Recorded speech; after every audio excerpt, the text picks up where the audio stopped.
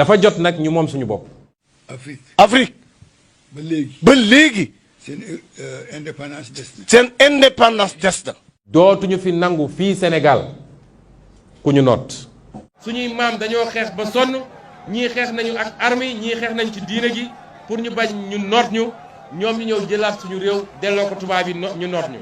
réew moo xam ne sa téléphone moomoo ko ah yaa ma dégg sa ndox moomoo ko yaa ma dégg say tali moomoo ko nga perte sa suuf mais lan nga dese.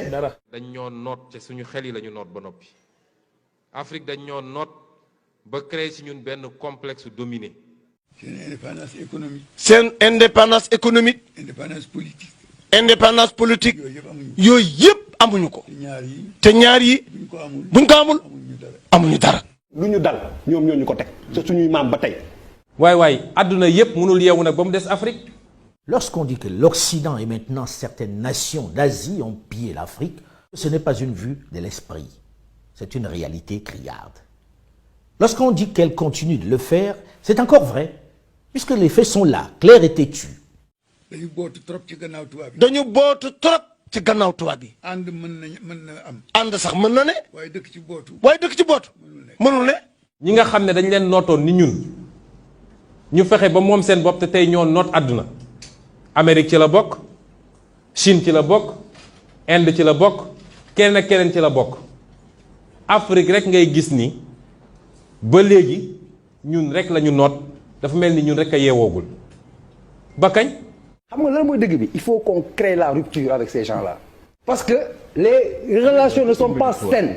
France bu amee déglu tuuti dina xam ni suñu genre gi liñ koy wax mooy intérêt parce que système bi nii de domination mënul continuer. Un cadre africain qui dénonce ces pillages est curieusement souvent plus attaqué par les siens que ceux qu'il dénonce.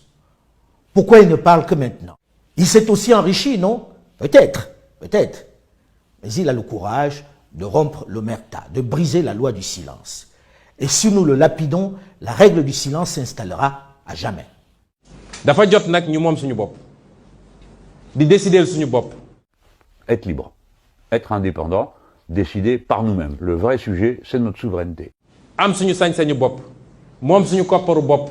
yow amoo sa autoroute amoo sa ndox amoo sa téléphone sa supermarché bi ngay boutique ba nga daan amoon sax sa mbokku africain ba dem di sa daan doole amatoo ko récupérer na. Il est temps que la France nous foute la paix. Qu'elle cesse de s'ingérer dans nos affaires. Que le peuple sénégalais puisse avoir le droit de choisir librement. Et non pas parce que la France a choisi un candidat avec les méthodes qu'on connaît. gis nga fii France daf fi voté. Bon, entre guillemets bien sûr. Quand le président Macky Sall a pris le pouvoir, moins de 18 jours après, il est allé en France renégocier les accords de défense que Wade avait brisés. Mais loolu itam xam nga c'est troublant. te jaarul ci Assemblée nationale. On les inscrit dans des loges maçonniques et on leur dit préparez-vous, ce sera vous après. Même l'hypothèse où Macky Sall ne pourrait pas passer, nous savons qui est en train d'être préparé par la France. Cela doit cesser, ça ne se passera plus comme ça. La France devrait se mettre au clair avec sa politique africaine. On est en train de se mettre à dos toute la jeunesse de ces pays parce qu'on est identifié aux vieux tyrans corrompus, vous voyez, qui refusent de passer la main, etc. Ce qu'on comprendra, ni Kagame def ak ñoom, dina am une génération qui arrivera et qui va rompre brutalement avec la France. Kagame dafa yor fital gobar ak jaasi xeex ba yore réew téyewaat ko donc psychologiquement am na benn ascendance bu mu am ci peuple am. C'est un militaire. C'est pas un gars boo xam ne dañ ko votel ak ay kii donc dafa xeex ba récupérer réew téye nit ñi xam ne kii reex na ba catastrophe yi fa amoon yëpp mu kii ko mais kooku légitimité peuple am moo nekk ci ginnaaw. tey boo ne woon damay renégocier contrat yi foog nga xeex parce que ñooñu duñu bàyyee noonu jaral na leen lu ne. ki koy réussir kenn rek la mooy ki nga xam ne ce peuple dafa tafu ci yow. su Rwandais yi d'accord woon ak démarche boobu mais du mën a dem mais il sait qu'il peut s'appuyer sur son peuple.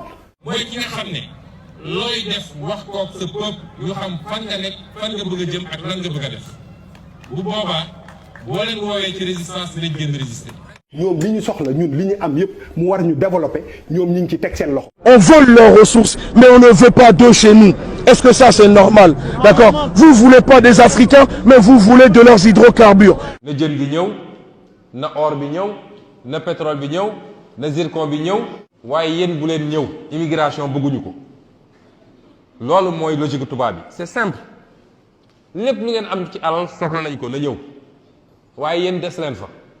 J'avais lu dans, vous savez, le fameux livre de Stephen Smith, Ruée sur l'Europe. Il expliquait de façon assez claire et assez convaincante que la désespérance de la jeunesse africaine face au blocage de gouvernement, de pouvoir dans les sociétés africaines était une des causes majeures de l'émigration des jeunes Africains vers la France, mais aussi les États-Unis, le Canada, etc. Vous voyez, donc c'est lié tout ça. Personne ne fuit sa terre par l'acheter pour venir en Europe.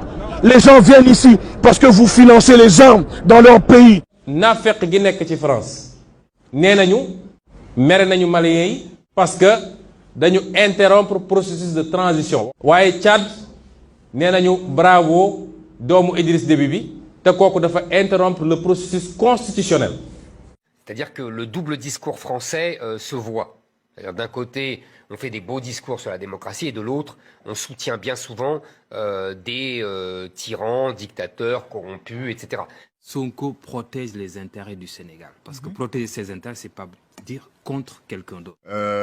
Y en a marre que notre pays, soi-disant, soit toujours... Il est anti-français. Anti-français également. Voilà. Je ne suis pas anti-français. Je n'ai rien contre la France ni contre son peuple. dama bëgg mu leer ñun contre ñu peuple français. Nous voulons lever ces amalgames qui peuvent être perçus comme une animosité dirigée contre un pays ou un peuple, ce qui n'a jamais été le cas. Du combat contre benn réew. Combat de principe la boo xam ne lu ñuy ubbi la soo ko féetalee kenn rek day mel ni lu subjectif lu personnel fekk du personnel loolu c'est très important. Ce qu'il dit, je pense que tous les autres candidats disent avec peut-être lui un peu plus de fougue, ce qui fait que vous retenez ça. Et c'est pas du tout être fermé au reste du monde. Parce qu'on est dans un monde qui veut cette ouverture. Nous ne sommes pas dans une dynamique d'autarcie. Nous travaillerons avec tout le monde, mais dans un cadre gagnant-gagnant.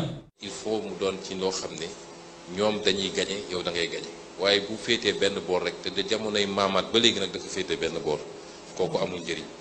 Il s'agit de rééquilibrer les rapports économiques globaux. Il s'agit que quand les entreprises viennent extraire du pétrole et du gaz, que nos États ne se retrouvent pas avec 10%, sous prétexte que ces entreprises apportent la technologie et qu'elles se taillent la part du lion. L'État du Sénégal ne gagne absolument rien parce que dans le contrat qui a été signé, l'État du Sénégal n'a que 10% des droits. Est-ce que ça c'est admissible? Le moment est peut-être venu pour une jeunesse plus diplômée, plus au fait, d'élaborer une stratégie plus efficace pour rétablir la justice. On doit pouvoir ainsi renégocier les contrats miniers. Man de suma yàlla dénkoon réew mi contrat yi fi nekk yépp ci pétrole ci or ci zircon dañ koy renégocier. Tey ñi yëngatu ci wàllum pétrole yépp ñi ngi fii Sénégal ñëw nañu ña ngay tëju ak ñoom di waxtaan ci naka lañuy pàccoowee alalu réew mi te booba jamono amul benn sénégalais bu yéeg. Les grandes firmes doivent le comprendre.